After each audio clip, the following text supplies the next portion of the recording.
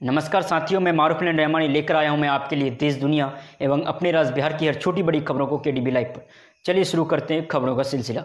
Corona महामारी के बीच पहली बार स्वास्थ्य सेवाओं की स्थिति जानने निकले मंत्री मंगल पांडे को एनएमसीएच में विरोध का सामना करना पड़ा। रिपोर्ट के मुताबिक एनएमसीएच पहुंचे स्वास्थ्य मंत्री मंगल पांडे की गाड़ी को अस्पताल के वार्ड अटेंडेंट्स ने रोक दिया। वार्ड अटेंडेंट्स ने स्वास्थ्य मंत्री मंगल पांडे का घेराव करते हुए अपनी मांगों को उनके सामने रखा। मंत्री मंगल पांडे की गाड़ी जैसे ही एनएमसीएच पहुंची, वैसे ही वार्ड अटेंडेंट्स ने मंत्री के सामने अपना विरोध जताना शुरू कर दिया। चारों तरफ से मंत्री महोदय की गाड़ी को घेरकर वार्ड अटेंडेंट्स अपनी मांग रखने लगे। हालांकि मंत्री मंगल पांडे ने इनसे कोई बातचीत नहीं की और ना ही कोई आश्वासन दिया, जिससे नाराज वार्ड अटेंडेंट्स ने अनिश्चितकालीन हड़ताल पर जाने की धमकी दे डाली। झारखंड की राजधानी रांची में हर दिन 100 से अधिक कोरोना पॉजिटिव मरीज मिलने के बाद मेरा आशा लकड़ा ने एक बार फिर सरकार पर हमला बोला है। उन्होंने सरकार पर ही कोरोना संक्रमण को बढ़ावा देने का आरोप लगाया है। साथ ही स्थिति की गंभीरता को देखते हुए तत्काल कड़े निर्णय लेने की मांग की है, ताकि कोरोना संक्रमण के बढ़ते दायरे को इसी स्टेज पर रोका जा सके।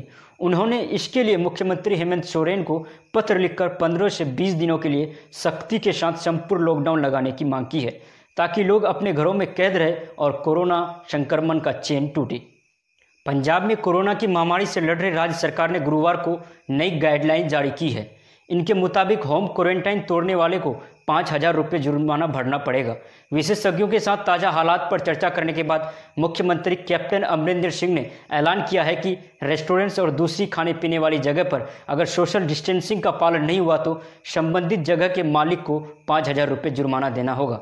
इसके अलावा सामाजिक कार्यक्रम आदि में दूरी का पालन नहीं करने पर 10,000 रुपये जुर्माना की व्यवस्था राज्य सरकार की तरफ से की गई है। गुजरात के कई स्कूल ऑनलाइन पढ़ाई के नाम पर अभिभावकों से फीस वसूलने को लेकर गुजरात सरकार ने नोटिफिकेशन जारी कर अभिभावकों को राहत दी है। गुजरात सरकार ने नोटिफिकेशन के मुताबिक जब तक स्कूल शुरू नहीं होते तब तक स्कूल अभिभावकों से फीस नहीं ले सकते हैं। वहीं अगर स्कूल की ओर से फीस के लिए दबाव बनाया जाता है तो जिला शिक्षा अधिकारी उन पर एक्शन लेंगे। नोटिफिकेशन में कहा गया है कि जिन अभिभावकों ने बच्चों की स्कूल फीस जमा करवा दी है, उन्हें स्कूल खुलने के बाद फीस वापस कर दी जाएगी या अगले महीने की मानी जाएगी। हालांकि गुजरात सरकार के इस फैसले के विरोध में गुजरात के प्राइवेट स्कूल उतर आए हैं। गुजरात के प्राइवेट स्कूल मंडल ने अब से ऑनलाइन क्लास देने से इनकार कर दिया है। सुशांत सिंह राजपूत सुसाइड केस में मुंबई पुलिस की जांच जारी है। लगभग 40 लोगों के बयान दर्ज करने के बाद पुलिस ने गुरुवार को फिल्म मेकर रूमी जाफरी को पूछताछ के लिए बांद्रा पुलिस स्टेशन बुलाया। वे करीब 3 बजे अपना स्टेटमेंट दर्ज कराने पहुंचे।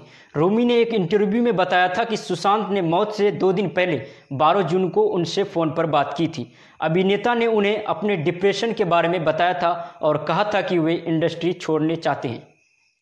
ऑक्सफोर्ड यूनिवर्सिटी और सीरम इंस्टीट्यूट की वैक्सीन का ट्रायल सबसे पहले पुणे और मुंबई के हॉटस्पॉट जोन में रहने वाले 5,000 लोगों पर किया जाएगा। वैक्सीन के स्थानीय उत्पादक सीरम इंस्टीट्यूट ऑफ इंडिया ने उम्मीद जताई है कि अगर सब कुछ ठीक रहा तो अगले साल तक वैक्सीन लॉन्च कर दी जाएगी। ऑक्सफोर्ड यूनिवर्सिटी को कोरोना वैक्सीन के टेस्ट रिजल्ट से संतोषजनक परिणाम मिलने लगे हैं और अब यूके में इसे बड़े पैमाने पर शुरू कर दिया गया है। भारत में ऑक्सफोर्ड ने इस वैक्सीन के उत्पादन के लिए सीरम इंस्टीट्यूट को चुना है, जो वैक्सीन को लेकर अंतिम सहमति मिलने से पहले इसका फील्ड ट्रायल कराएगा। बिकरू गांव में 8 पुलिसकर्मियों की हत्या में विकास दुबे का साथ देने वाले आरोपी प्रभात मिश्रा से जुड़ा एक अहम खुलासा कानपुर पुलिस ने किया है। पुलिस का कहना है कि प्रभात बालिग था, उसकी उम्र 20 साल की थी। उसे शैक्षिक प्रमाण पत्रों की जांच से इसका पता चला है। बता दें कि प्रभात मिश्रा को फरीदाबाद पुलिस ने गिरफ्तार किया था। 9 जुलाई को पुलिस उसे कानपुर ला रही थी। रास्ते में पनकी क्षेत्र में पुलिस जीप का टायर पंक्चर होने पर भागने के प्रयास में उसका इनकाउंटर हुआ था। गुड़गांव जिले की जेल भौंसी में कैदियों तक मादक पदार्थ व मोबाइल फोन पहुंचाने की शिकायत मिलने के बाद गुरुवार को क्राइम ब्रांच सेक्टर 39 की टीम ने डीसीपी संदीप मलिक के नेतृत्व में डिप्टी सुप्रिंटेंडेंट के आवास पर छापेमारी की, जिसमें घर से चालू हालात में 11 सिम 4G 230 ग्राम ड्रग्स बरामद की। पुलिस ने आरोपी डिप्टी सुप्रिंटेंडेंट धर्मवीर चौटाला व ड्रग्स व सिम डिप्टी सुप्रिंटेंडेंट तक पहुँचाने वाले एक अन्य आरोपी को गिरफ्तार किया है। एसपी क्राइम ब्रांच प्रतिपाल ने बताया कि सोना के डीसीपी संदीप मलिक की अगुवाई में छापेमारी की गई। मध्य प्रदेश में कांग्रेस को एक बार फिर से झटका लगा है। खंडवा के मानधाता से विधायक नारायण पटेल ने विधानसभा की सदस्यता से इस्तीफा दे दिया। प्रोटेम स्पीकर रामेश्वर शर्मा ने इसे स्वीकार कर लिया है। पटेल अब भाजपा ज्वाइन करेंगे। वो भोपाल में मुख्यमंत्री शिवराज सिंह चौहान के सामने भाजपा की सदस्यता लेंगे। मध्य प्रदेश में इसी महीने ये तीसरे विधायक हैं जो भाजपा ज्वाइन करने जा रहे हैं। इससे पहले 24 विधायक कांग्रेस का साथ छोड़ चुके हैं। 15 दिनों के अंदर कांग्रेस का ये तीसरा बड़ा झटका है।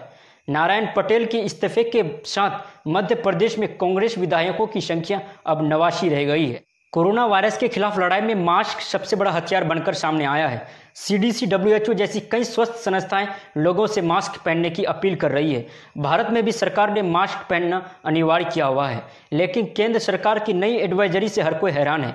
दरअसल सरकार ने कहा है कि N95 मास्क सुरक्षित नहीं है, ये वायरस को रोकने में सफल नहीं है। लेकिन ये वही N95 मास्क है जो कोरोना के शुरू होते ही दुनिया में सबसे पहले और सबसे ज़्यादा चर्चे में रहा है। आज भी दुनिया के तमाम देशों में एक्सपर्ट्स इस मास्क को सबसे ज़्यादा सुरक्षित बता रहे हैं। वैज्ञानिकों के मुताबिक N95 मास्क 0.3 माइक्रोन्स के आकार के ड्रॉपलेट्स को 95% तक रोक सकता है, जबकि कपड़े का मास्क 1 माइक्रोन्स के आकार के ड्रॉपलेट्स को 69% तक ही रोक सकता है। कोरोना के ड्रॉपलेट्स का आकार 0.6 से 5 माइक्रोन्स तक होता है। देश में कोरोना के मामले 12 लाख के आंकड़े को पार कर गए हैं। 11 लाख से 12 लाख के केस होने में सिर्फ 3 दिन लगे।